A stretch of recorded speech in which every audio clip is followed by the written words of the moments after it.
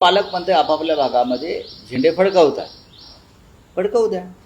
पण याच्यामुळे हे जे कोण शिंदे गटाचे लोक आहेत त्यांची लायकी काय हे देवेंद्र फडणवीस यांनी दाखवून दिलं.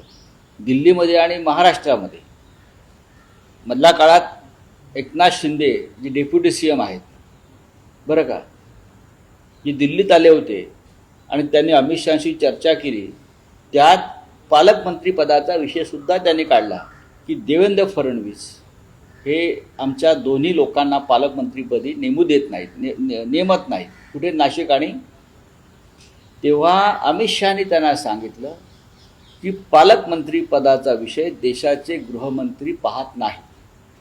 पालकमंत्रीपदी कोणाला नेमायचं हा राज्याच्या मुख्यमंत्र्यांचा अधिकार असतो. तो मैं उस बारे में मुख्यमंत्री को कोई सूचना नहीं दे सकता. आणि देशाचं गृह मंत्रालय पालकमंत्रीपदी कोणी बसावं हे सांगण्यासाठी नाही.